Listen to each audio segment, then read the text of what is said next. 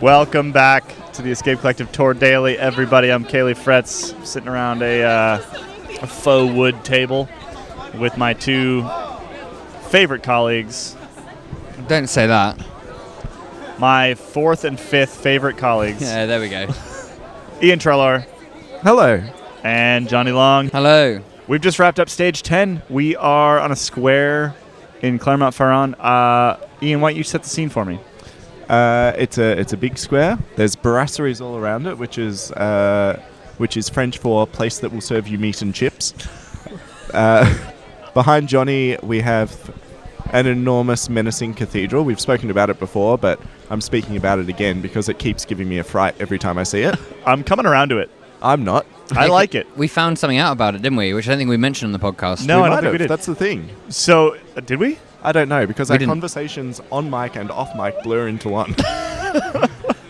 The cathedral, in case we haven't talked about it, was made out of volcanic rock. And that makes me like it more, because I thought it was just dirty. You did. It still looks quite menacing to me. Yeah, it looms. Like last night, we were leaving, and they don't light it up at all at night. And you look over, and it's like darker than the shadow, you know? It's like it Just disappears into the night sky. soaking up all of the light that is happening over there. Antimatter. Religious antimatter. It looks like religious antimatter, and it was actually kind of freaky. It was like this big sort of dark shadow looming over us. Didn't like it. Yeah. If Jesus lives in there, it's bad Jesus. Bad to the bone Jesus. Leather jacket Jesus. We had a great stage today. It was great. Yeah, it was It really was a great. deeply enjoyable stage of just bike racing. We watched them when we were driving. You were driving, Kaylee, but me and Ian on my phone were watching the start of the stage, like when there was like a proper fight for the breakaway. We haven't watched every start of the stage, but from what we could gather, this was one of the first proper big fights for the breakaway. So it was back and forth, groups going off. It was great. I liked the fact that Jonas Vingegaard wasn't even sure how the breakaway had formed, and he was in it for a while. Yeah.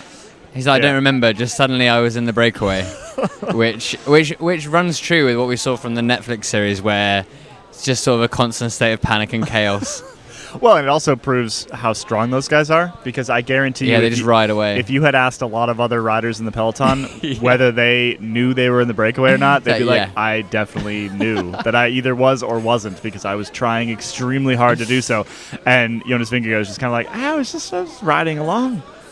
All of a sudden, I was in a breakaway. It's unfathomable how small he is, yet he manages to just like ride like a ruler at times. It is amazing. He's I do. tiny. He's tiny. He's much smaller than Pogacar. If you ever are at a bike race, you should go, and Vingegaard is there, you should go to the Jumbo-Visma bus and look at Vingegaard's bike, because it is so tiny.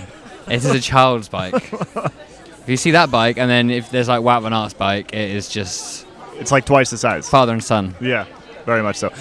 Speaking of which, the photo that popped up on Instagram over the weekend of Filippo Ganna and Ben Tullett. Ben Tullett. Jeez. If you haven't found this, was it on Ganna's? Whose feed was it on? Good question. We'll find it and post it in the Discord. I might have seen it on the Discord, actually. Maybe. Yeah. But it's, I mean, that is the biggest It looks discrepancy I've like seen. a new dad riding with their recently off training wheels child. Yeah. Sorry, Ben Tullett. You look extremely small next to Filippo Ganna. Was there Photoshop involved in that? It seems almost excessive. You can't trust anything anymore, Kaylee, so That's true. maybe, yeah. It was Probably wasn't even a picture taken. It's all just the AI. Oh, God. Well, Pello Bilbao won the stage, and I will freely admit that he's like, what, he's 30... 31, 33. He is 33 years old.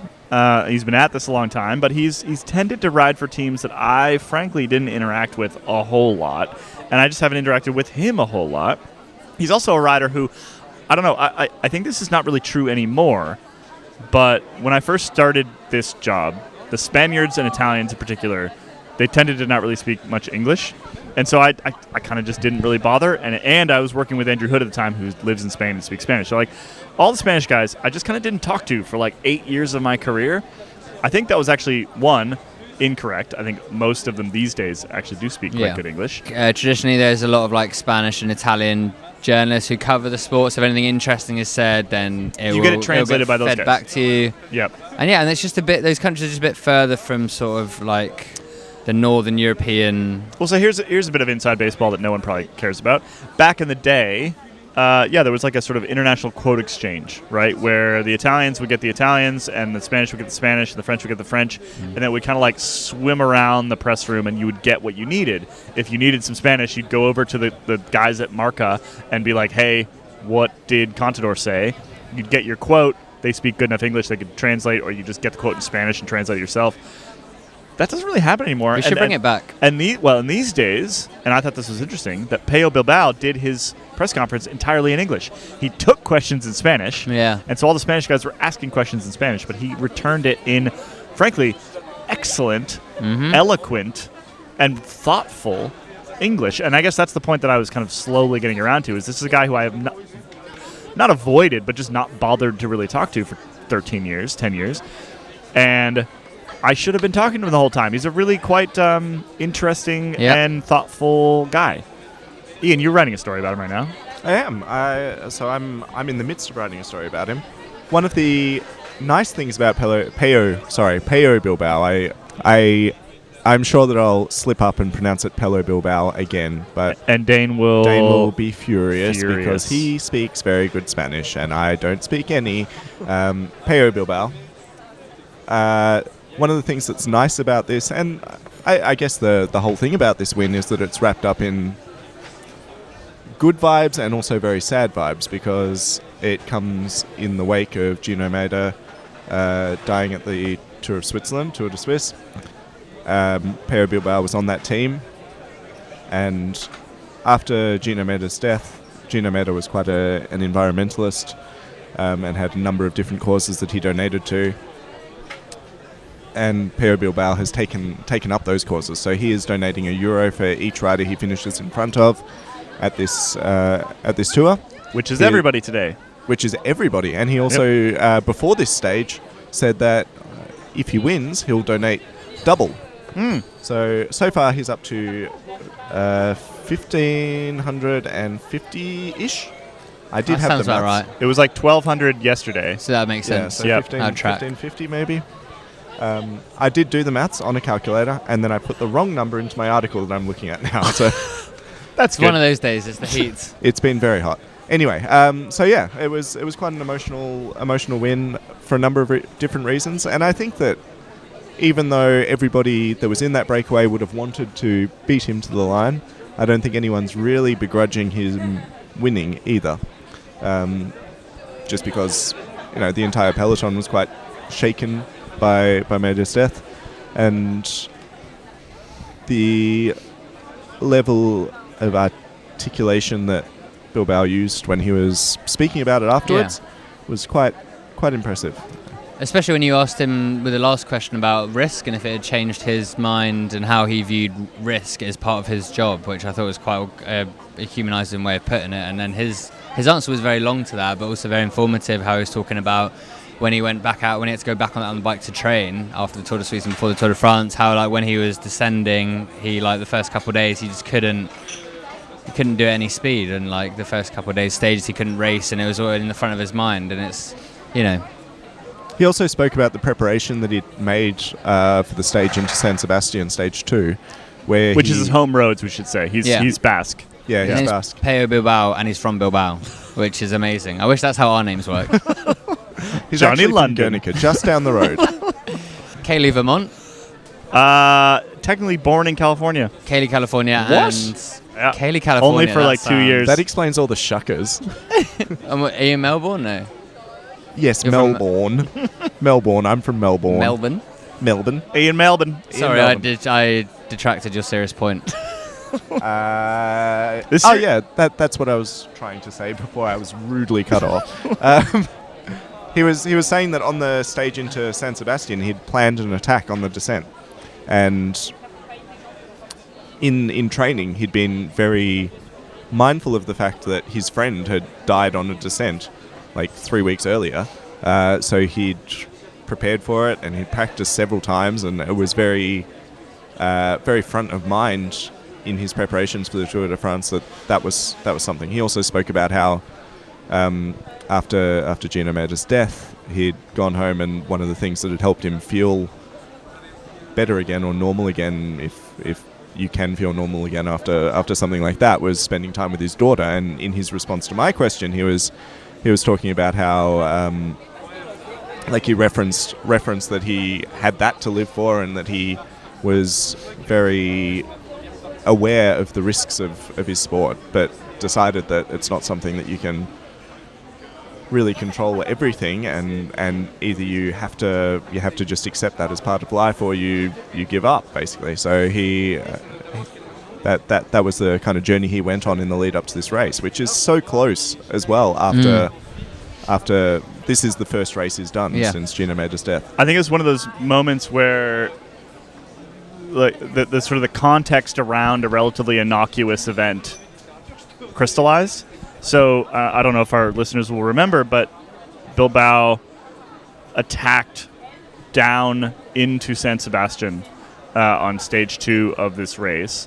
What he was talking about in the press conference, what Ian was referencing there, is he reconned that a number of times, and he essentially decided during the recon that he was going to attack downhill, and then had to kind of wrestle with the demons of having just lost a friend and colleague descending a climb, right? Or descending flying down a descent. And it kind of puts that, I don't know, it puts that attack in context for me. Like that attack that we watched on stage 2, it didn't end up working. It didn't even last that long. But for him, now that we kind of know that, now that this is something that he had worked through, that he had done the descent a number of times and felt that at first he was unable to descend fast enough, and then had kind of worked through the whole process and got to a point where he knew that he's like, if I'm going to win this bicycle race, this is the place I'm going to attack. This is the chance, and I'm going to push all the difficult things to the back of my head and just do this. I think that was a really poignant bit of context around something that just happens in a bike race all the time, and it makes you wonder how many other things are like that in this bike race. Like how many other weird little attacks, how many other decisions are made that, you know, you see the stuff on TV and you don't really know what or why. And it was a good example of just sort of the depth of the sport, I guess.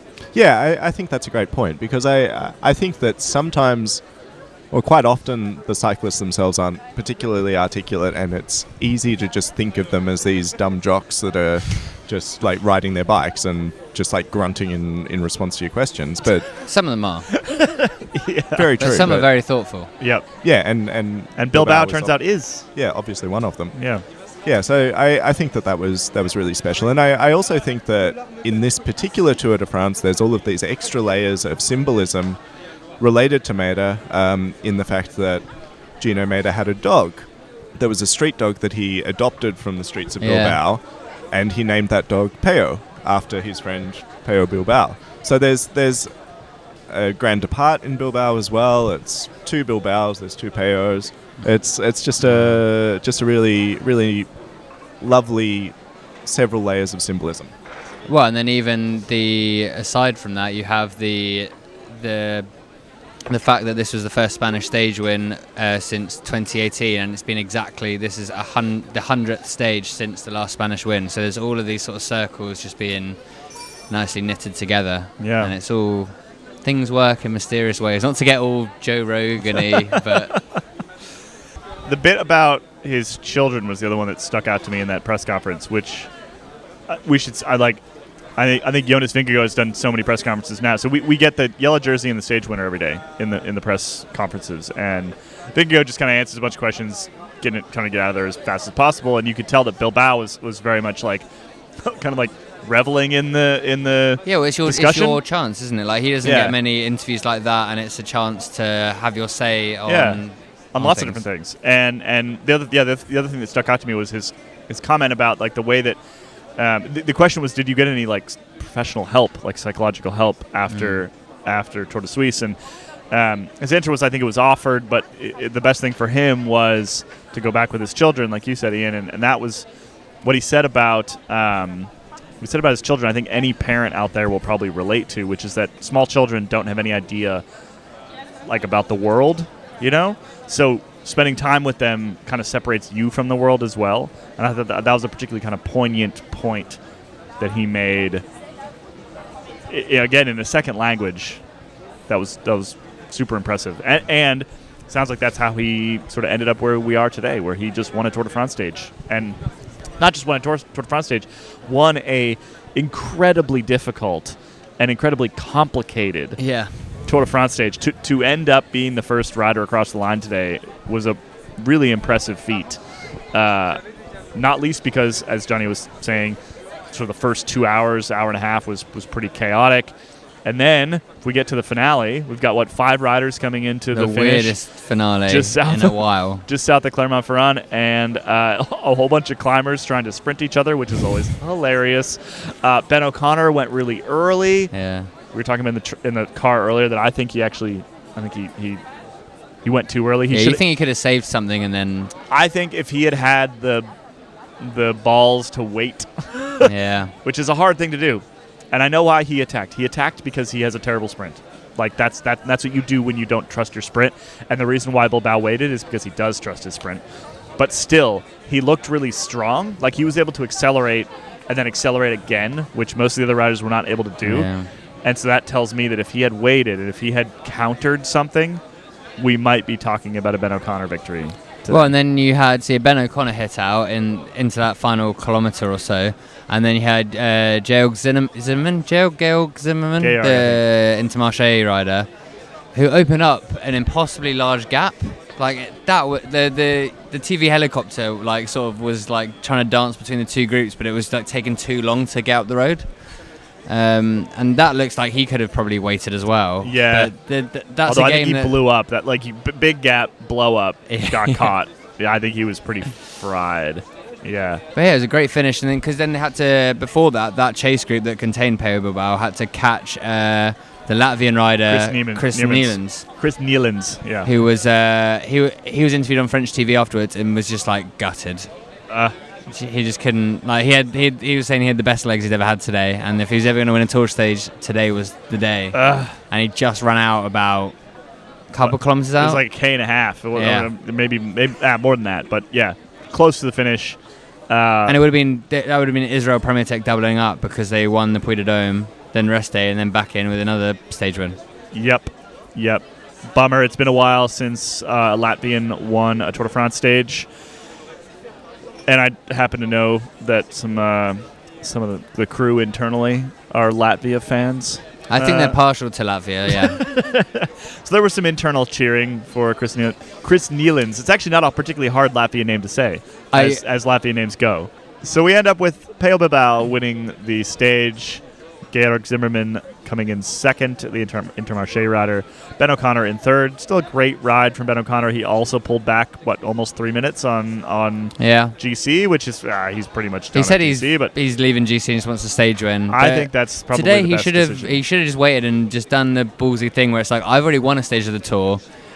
You guys haven't. I'm prepared to throw this away. But then we were saying that that's the sort of often the Spanish rider tactic, and maybe that's why they haven't won a Tour stage in 5 years. It's because they're just true. You know what? I'll go down with the ship. No problem. Bilbao now in 5th overall. Yep, zoomed up there. Big moves up the GC. Let's keep in mind that so when O'Connor finished in 4th, he did that off the back of a pretty solid breakaway. I think there's gonna be a lot of riders in that sort of 9th to 20th kind of range that are looking to do that in the next week and a half because basically Jumbo-Visma and UAE are not that keen on defending that tightly, right? Yeah. They're not worried about Pello Bilbao taking yellow. So the only teams that are then going to defend are Ineos, which we saw a bit of today. Yeah, Bora a bit today. If they don't throw everything into it, you actually I think stand a pretty good chance of pulling a Pello Bilbao in the next week and a half. I mean, that would keep Ineos happy because they're used to doing that sort of tapping the breakaway and keeping them at arm's length, and they can pretend they're leading the Tour by acting like a Tour winning team of controlling the break without having the race lead. So they can sort of trick their minds into being like, oh yeah, we're at the Tour, we're doing our normal thing, except it's fighting for third, fourth, fifth. That was a brutal take. They're currently in Sixth and seventh or fifth? fourth and eighth. Okay. Yep. Carlos Rodriguez in fourth and Tom Pidcock in eighth, which is Doing we- right. That's He's getting good. better throughout the race as well. he's getting better. He's getting better. Yeah, it'd be great if Pogacar and Vingegaard take even more time, and then they can really just let the brakes go and have these guys sort of scrapping it out for like the third place. You know who I don't think will be scrapping it out for third place? Who? David You get Gaudu. David Gaudu won't be He scrapping had it out for third he had an place. interesting day. No, but he ended up catching back on. He did. Yeah. He But did, would but you it say didn't that look the good. vibes were good? Post rest day bad vibes. Yeah. I didn't understand what he was saying in his post-race interview, but the expression on his face was of a man who was like, if I just smile and pretend that nothing's wrong, then maybe nothing is wrong.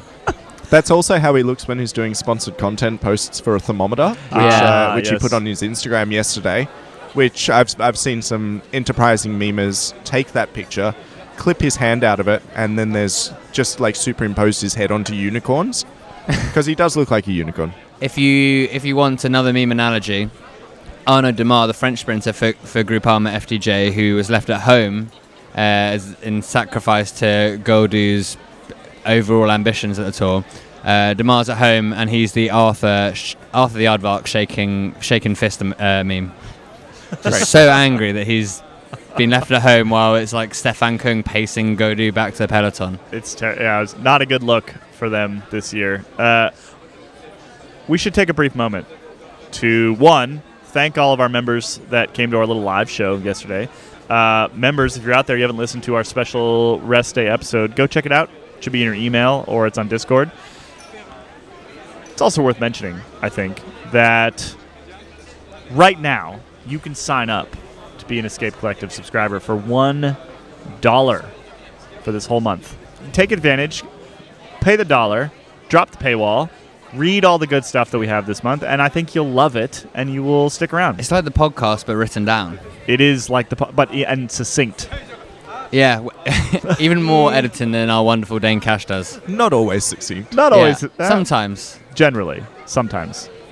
Anyway, that's how we fund this entire enterprise. You may have noticed that there's at the moment, there's no ads anywhere. Which is nice. Which is great. It's nice for you. It's nice for us. And that is because all of our revenue as of today, all of it, every single cent, comes from our members and subscribers. And we love you very much. It also means if enough of you don't sign up, then we can't keep doing this. So if you love our tour content, then please do sign up. Head over to escapecollective.com/join. You can see that $1 offer. Of course, you can also sign up, annual rate, whatever you want to do. But now is the time to get in. This $1 offer is not going to last forever. In fact, it's going to be gone relatively Nothing soon. lasts forever, Kaylee. Nothing lasts forever. It's Life going to be is gone pretty soon. transient. Not even Group Gaudu. Oh, even though it seems like it. All right, let's get back to podcast. So, I've got a question for you, Kaylee. yep. Is Wout van Aert going home tomorrow? Well, according to Jonas Vingegaard, no, never going anywhere. A man who's not inclined to smile seems to think the idea of Wout van Aert going home is like one of the funniest jokes he's ever heard. And I want to know what's funny about it, because Wout van Aert's wife is having a baby. The likelihood is he will be going home before the Tour. And Jonas is Jonas in a denial? known family man. He's a known family man. But maybe just his family, not someone else's. Oh, that would be a good plot twist if Jonas loves his family but just does not care for anyone else's. You are here for me, His child Wout. has a playmate over, and it's just like I simply do not care for this child's well-being at all. But yeah, maybe is he in denial? Could be. I mean, losing Wout would be a big deal. It would be a big deal. Like, Yeah, because It'd even be an bad for undercooked them. WoW is still, well, if you look at the way that they've run their tactics, right? And there was a fair amount of chat about tactics in the Ian Boswell was just asking Kaylee whether he wants to go for a ride tomorrow through hand gestures from the other side of the Was that what was square. happening? Yeah. Ah. I speak fluent Boswell. Sorry, I got distracted there. Yeah, so I should mention that the Cycling Podcast, our good friends at the Cycling Podcast, Ian Boswell, Mitch Docker, and Lionel Burney, were recording a podcast like 50 feet from us. We were going to sit on the table right next to them and just podcast louder, but we thought that wouldn't be good for either enterprise. And sometimes I just walk over and take a mic from them. I have done that before as well. But people do it to us on occasion, and they are... And we don't like them for it, which is why I don't do it so much anymore. Yeah. What was I just talking about? Wout van Aert, baby, wife Guy Jonas. Wout van Aert is important to the team. That's yeah. You know, they do the. I was saying lots of words to basically say that. They do the cycling equivalent of Route 1 football, where it's like just put the big guy up top and chuck it up to him. Except the chuck it instead of being a football is Jonas Vingegaard. That is a fantastic analogy, and it's very true. I do think that like there's been sort of a fair amount of I don't know, plaudits aimed at Jumbo-Visma for their tactical brilliance, but it's not particularly... It's easy to have... When you have a Wout van Aert... Yeah, when you have the best riders, it's easy to pull off amazing tactics. Yeah. Like, if you stick the best, maybe the best rider, most diverse rider in the world in a breakaway, and then use him later, that's effective. Like, I don't... Great. It's not actually that brilliant, I guess, is my point. It works. Yeah. It's just not like nuanced tactical. It's not the 4D chess of the peloton, is it? No. It's like 2D chess. It's on a piece of paper. Yeah. It still works though. But if he does leave, that is a big deal for the last week. The 4D chess tactic of the peloton was last year with Primoz Roglic and Vingegaard on the Col de Granon, on the Col de Granon stage, but on the Galibier, where they're 1-2ing him, and Pogačar has that sort of psychological thing where Roglic is the older Slovenian rider. There's kind of like a little rivalry there, even if they're like friendly on the surface. Like there's all these undercurrents going on, and we've been talking to asked Jonas about this, asked UAE and Jumbo about this, and everyone admits that he's a great rider and it is a miss this year. And I think my big feeling is that will be the difference maker, as well as Wout van Aert, but not having that Primoz Roglic there to get you 3 minutes by 1-2ing. Yep. Because Jumbo were trying to suggest as well to me this morning that they've got Sepp Kuss, who could also play a role in the third week, but he's already like 6 minutes 45 seconds down. So it's not quite the same. No. No, it's not even remotely. But yeah, the nice thing is that because there's 17 seconds difference on GC, we can talk about GC every day and it's still interesting. Yeah. Up to the next mountain. 17 seconds at stage 10. It's nuts. It's nuts. It's nuts. And like, if you then go down a bit further, like let's say both these two were not in the bike race. Yeah, we were talking about this, yeah. It's still a great bike race. Then you've got Jai Hindley, Rodriguez, Bilbao, Yates, other Yates, Pidcock, all within like a minute of each other. Imagine a tour where it was Jai Hindley defending from like Ineos with like Simon Yates and Adam Yates also like forming some weird... It'd be like the Ashes but on bikes. Or like the Giro. Yeah, all that. With a better route, basically. Yeah. Yeah. Well, I think that's enough sort of chat about today's bike race. Do we have a Christoph Corner? Of course we got a Christoph Corner. Of course we have a Christoph Corner. We always have a Christoph Corner. But this one, I think, is the gold medal Christoph Corner. I published an article yesterday, which I think might be my favorite headline that I've ever written. Which is saying a lot. Did a squirrel fall on Alexander Kristoff's head at the 2013 Tour of Oman?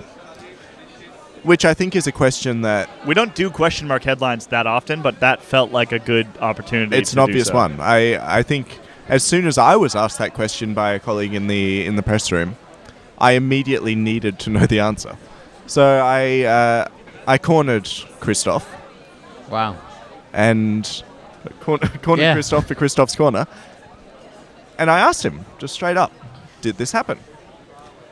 And it's a complicated response.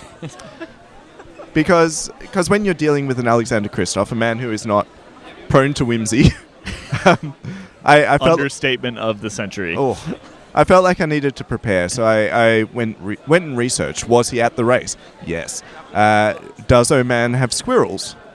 Sort of. Tricky tricky response, that one, because there are invasive squirrels from the UAE, but they're not common. And the journal article that I could find was 7 years after the fact, so this was not conclusive enough for me. So, in the end, I just had to ask him. I just had to line up Christoph and say, cast your mind back to 2013, which I later found out was actually 2015.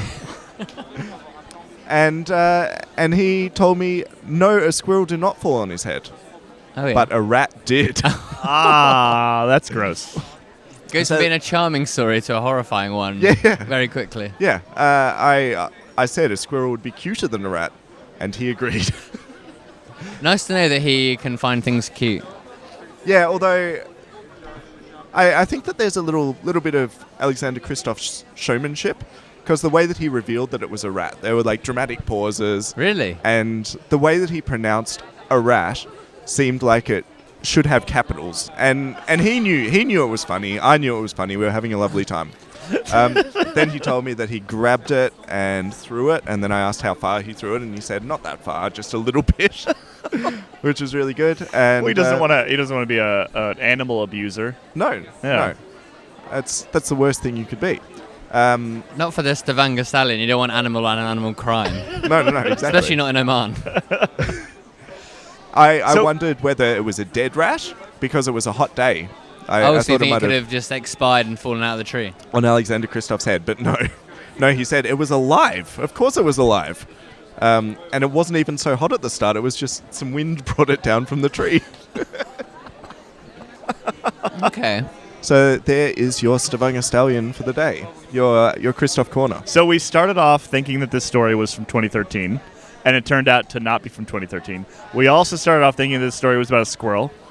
Turned out to not be about a squirrel. If this isn't capital J journalism, I don't know what is. What more do you people want? What more do you people want? This is the intralaw internet journalism equivalent of, like, if you want to know if it's raining outside, look out the window. J-School would never teach you just how far you have to go these days.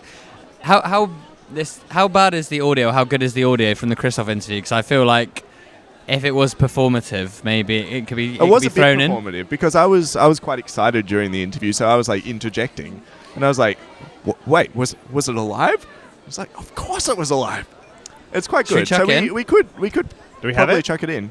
All right. I got it. We'll trim it down a little bit and chuck it in. Let's listen. Good. Do you remember an animal falling on your head? Yeah, it was a rat. A rat. Yes. And it is a little story that has been that I've heard a couple of times from people this year, and I find it very funny. What is your reaction when a rat falls on your head at the Tour of Oman?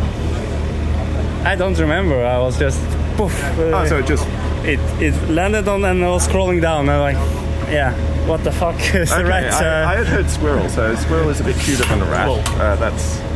Yeah, no, but I was a bit surprised, but I was not. The doctor was more scared if I got what do you say? Rabies. Rabies or something. Yeah. Oh, that's wonderful. Okay, I had heard that you tried to catch it. Like you tried to grab it or something? Yeah, I grabbed it off my back. And then threw it? Yeah. You threw the rat? Down on the ground, yes. Oh, just down on the ground? Yeah, not far, not so far, but that's a little bit disappointing. I was expecting like... I didn't know what it was, so I thought it was some nuts or something. And then was it alive? Was it alive dropping because of the heat, or it hadn't just it was not so heat on the start. If I remember right, there was a lot of wind, so we were sitting under a tree, and the tree was blowing. And okay. Oh, so wind. I think the wind brought it down. Okay. Have any other animals fallen on you over the course of your long professional career? No, that was the only time. And you remember? Well, before we get over to José Been, we do need our regular segment. We do need an update on the Mayo Sable. Sable? Is it Sable or Sable? There's no accent over the E. Dealer's choice? There's no accent over the E. Whose goes it first now? Do either of you two remember? I think I went first yesterday and failed because it was Arkea guy. Oh, on Puy de Dôme, yes. Yep. So I think Ian is first. Ian is first. Okay. We have a new Mayo Sable. 46th overall. Climbed 4 places today. with a time of 1 hour, 1 minute 35. The placings are tumbling, the gaps to the hour are increasing. We're getting into this bike race. Would you like nationality, team, fun fact, or serious fact? Fun fact. God damn. Oh, is this too obvious? No, I know. I I need to. I need to try and remember. Is a it not a fun fact. rider? He is fun, but in a peculiar way. Should I just do nationality rather than you have yes. to improvise? I should have checked earlier, and then I could have remembered. I think there are definitely fun facts about him, But you don't know but what I they don't are. know them. I would say he's a fun guy. Nationality Belgian. Oh. It's not Steph Crass. That's your guess. You only He's get a not the guess. bike race. No, I know. He's out of the bike race. So I said it's not Steph Crass. Oh, okay. Who's Belgian but good enough to be an hour out?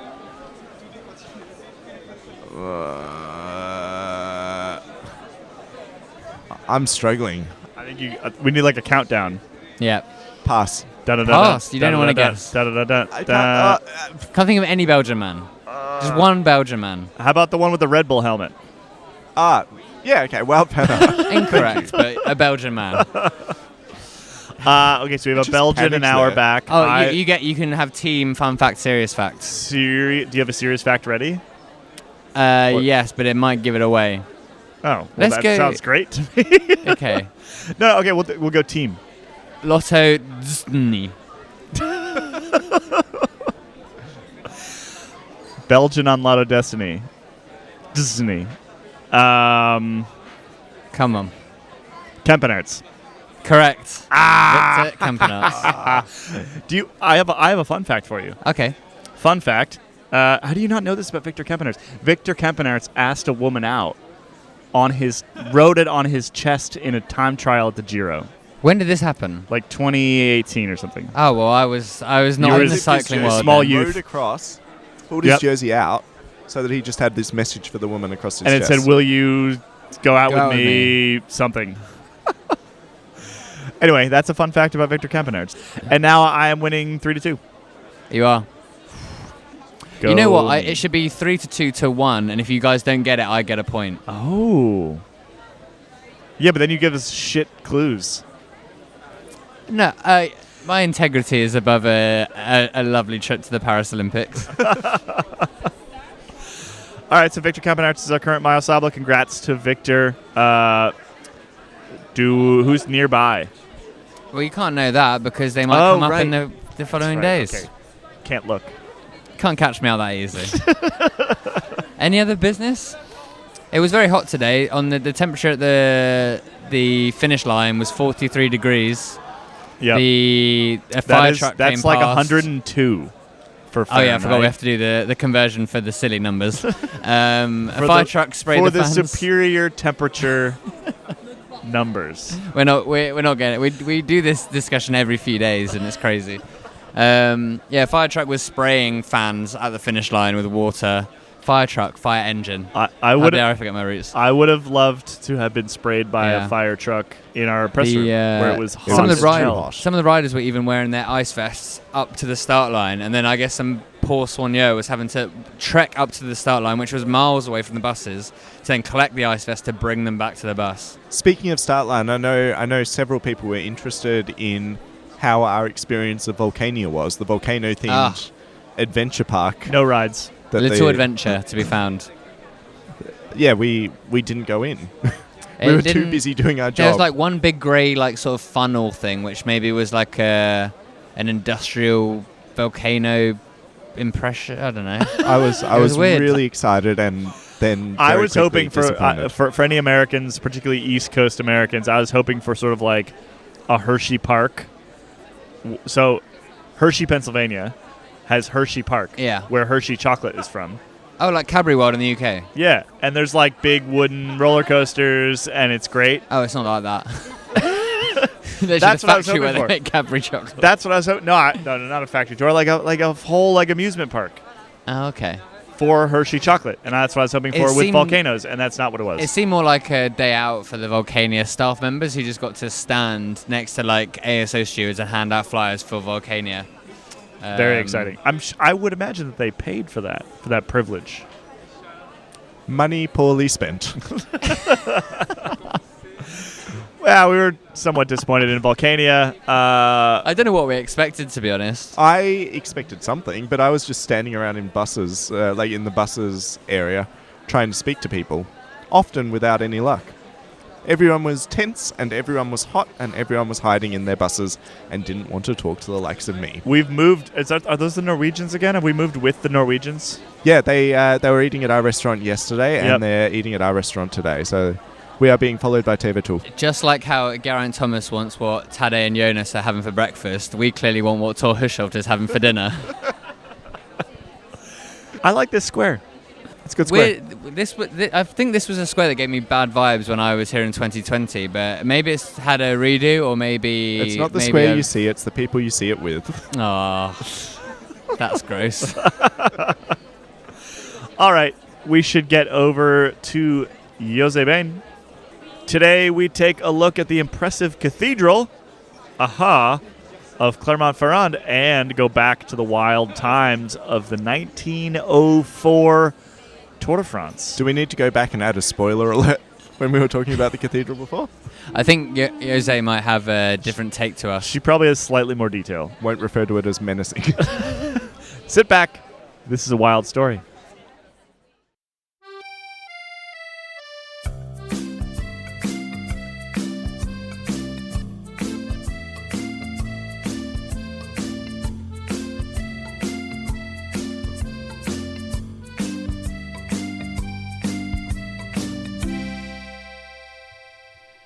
We start the stage in Clermont-Ferrand, where in less than 2 weeks, the Tour de France Femmes starts as well. I can't wait for the showdown between Van Vleuten and Vollering, but first let's focus on Vingegaard and Pogačar and a cathedral that cannot be missed. The great black Romanesque Gothic cathedral, Notre-Dame de l'Assomption, towers over the city. The 13th century cathedral is an iconic site, and this is not at least because of the special type of rocks that are used for its construction, because this is a volcanic cathedral. The complete walls and spires of the cathedral are constructed from blocks of black solidified lava called pierre de Volvic. Due to its hardness and texture, containing numerous small, irregularly shaped bubbles, or vacuoles, this basaltic rock is both strong and lightweight, and easy to sculpture. The master builders, starting all the way back in 1248, were lucky to have this excellent building material in their vicinity because it allowed them to design such a huge cathedral with slender and high towers and a lot of detail. Well, at 98 kilometers from the line, we pass the town of Commentry. In the small hamlet of La Selle, which is part of Commentry, a famous Tour de France rider was born in 1876. Hippolyte Aucouturier, or Hercule the Terrible, won 2 stages in the 1903 Tour de France. In 1904, he won his second Paris-Roubaix and was ready to get more stage wins or even the overall in the Tour de France of that year. Back then it was run with a point system instead of time. Well, he did win 4 stages out of the 6, but here is where things get really wild. That year, riders were attacked and firearms were used. Yes, these were truly wild times. Halfway through the race, Maurice Garin, the winner of the first Tour de France the year before, said, "If I'm not murdered before we reach Paris, I'll win the Tour de France again." And the French rider had reason to be worried. Before the first stage ended in Lyon, he was attacked by 4 masked men in a car who tried to knock him and nearest rival Lucien Potier off their bikes before fleeing the scene. Between Lyon and Saint-Étienne, while local rider André Faure was attacking on a climb, some 200 fans invaded the road to prevent the rest of the peloton from chasing him. "Kill them!" they shouted while race officials fired shots into the air to disperse the angry crowd. In the fight that followed, Garin injured his hand and Paul Gerby was beaten up and left unconscious on the road. Well, tension continued when the Tour reached Nîmes in the southwest of France. A local rider named Payan had been disqualified a few days before, but insisted on starting all the same. when Tour officials refused, more angry fans threw stones at the riders, demanding that Payan be reinstated. Between Bordeaux and Achamps, nails were scattered on the road, causing punctures. Henri Cornet even rode the last 40 kilometres of the final stage with 2 flat tyres. Yet, the riders made it to Paris. Hippolyte Aucouturier won 4 stages and a 4th place in the GC, and Maurice Garin won his 2nd Tour de France. That seemed to be the end of the race, but then some power play between Tour de France boss Desgranges and the French Cycling Union ensued. Well, that sounds familiar. In December of 1904, the French Cycling Union found the first 4 of the general classification guilty of various rule infractions like taking trains or receiving assistance from cars. The top 4, including Aucouturier, were disqualified and some riders were even banned. The 5th place rider, 19-year-old Henri Cornet, got himself an unexpected victory, and he is still the youngest winner to date. A dejected Tour de France boss, Henri Desgranges, was ready to call it quits after 2 editions, but he finally decided to carry on with the Tour, saying, "We must continue the great moral crusade to clean up cycling, and it is something only the Tour de France can achieve."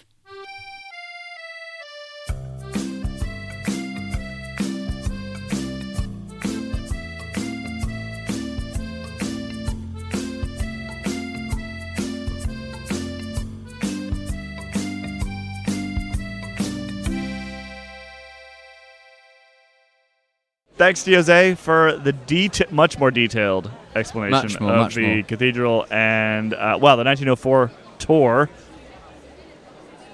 I actually read a book about that tour recently. It was very good. Very good book. Great Tour de France. I'm trying to remember what the book is called. Cannot remember. I will remember it and mention it tomorrow if I remember. Okay, Kaylee, we've all got stuff going on. Yeah, congrats on the reading, Kaylee. Post much.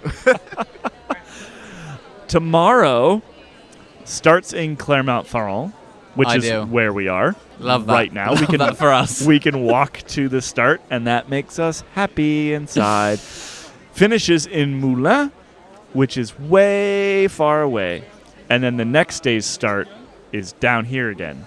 So we have decisions to make. I imagine we will be recording this podcast back in this square tomorrow. I would imagine so.